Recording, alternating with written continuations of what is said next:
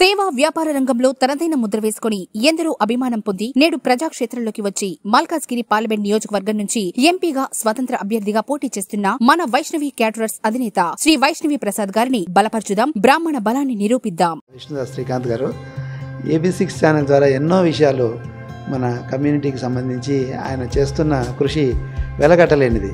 AB6 ఛానల్కు అందరూ subscribe చేసుకోండి. Please subscribe to AB6 channel. GVL గారికి విశాఖ ఎంపీ టికెట్ కేటాయించాలి.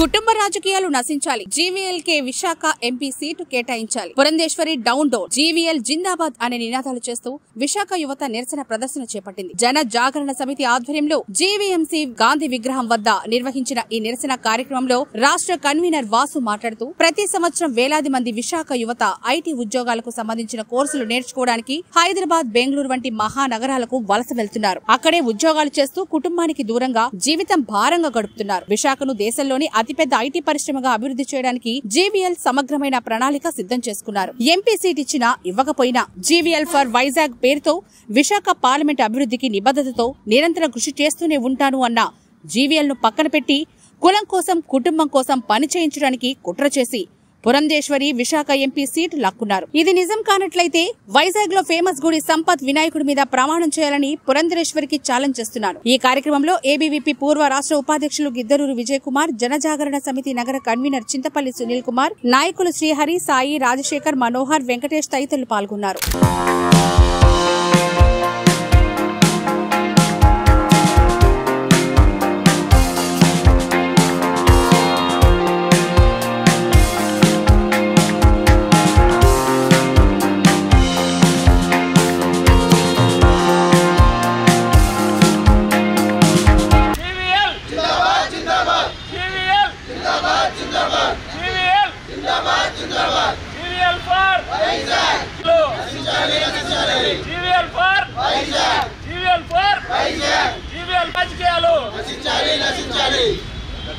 ప్రతి సంవత్సరం వేలాది మంది యువత విశాఖ నుండి ఐటీ సంబంధించిన ఉద్యోగాలకు కోర్సులు నేర్చుకోవడానికి హైదరాబాద్, బెంగళూరు వంటి మహానగరాలకు వలస వెళ్తున్నారు.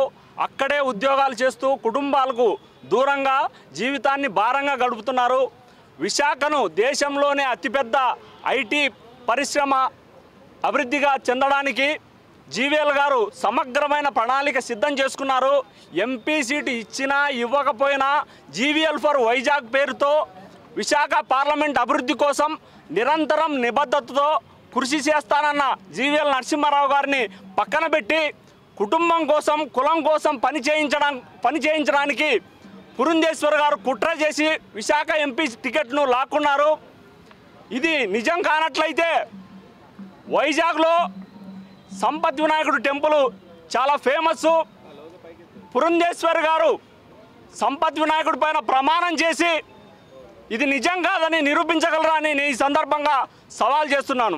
సైమాక్స్ రుచికి శుచికి మారుపేరుగా సాంప్రదాయ వంటకాలకు కావలసిన మసాలాలు, పౌడర్లతో మీ ముందుకు వచ్చింది సైమాక్స్ ఫుడ్స్. తెలంగాణ రాష్ట్రంలోని భోజన ప్రియుల నుంచి వస్తున్న ఆదరణతో రిటైల్ మరియు ఆన్లైన్ తో పాటు ఇప్పుడు అమెజాన్ లో కూడా లభిస్తున్నాయి. ఆంధ్ర, తెలంగాణ, కర్ణాటక రాష్ట్రాల్లో డిస్ట్రిబ్యూటర్స్, రిటైల్ షాప్స్ కోసం వెంటనే 9866703250 కి కాల్ చేయండి.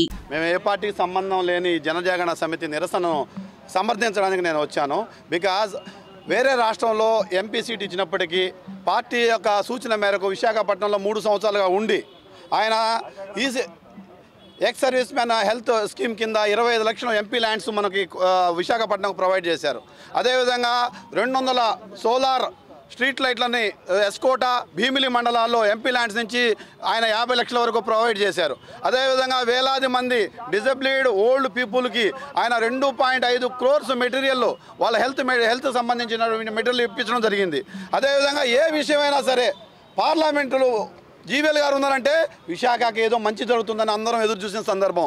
ఒక ఐటీ సబ్జెక్ట్ సంబంధించి మాట్లాడుతున్నప్పుడు యూత్ అంతా ఆయన సాయి ఒక ఆశాజ్యోతిగా చూశారు. వైజాగ్ సంబంధించి ఒక స్టీల్ ప్లాంట్ గురించి మాట్లాడుతున్నప్పుడు స్టీల్ ప్లాంట్ ఎంప్లాయీస్ అందరూ జీవీఎల్ ఉంటేనే మనకి స్టీల్ ప్లాంట్ నిలబడుతుంది అనే ఒక అవగాహన వచ్చింది. పార్టీ యొక్క ఎంపీ అయినప్పటికీ, అధికార పార్టీ ఎంపీ అయినప్పటికీ ఆయన ఒక ప్రతిపక్ష పాత్ర పోషిస్తూ ప్రజల తరఫున వాయిస్ వినిపించినటువంటి జీవీఎల్ గారు ఈరోజు ఆయనకి సీటు లేకుండా చేయడం అనేది చాలా దురదృష్టకరం.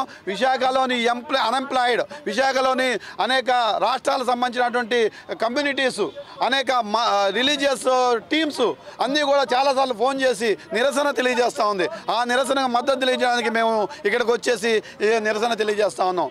కానీ జీవీఎల్కి సీటు రాకపోవడం ఉత్తమ పార్లమెంటేరియన్, ఆయన బహుభాషా కోవిదుడు. ఏ భాషలో ఎక్కడ పని చేస్తున్నా తెలుగు ప్రజలు మనకేమైనా ఇబ్బంది వస్తే జీవీఎల్ గారు అక్కడ ఉన్నారు వైజాగ్లో, ఆయనకి ఫోన్ చేస్తే సరిపోద్ది.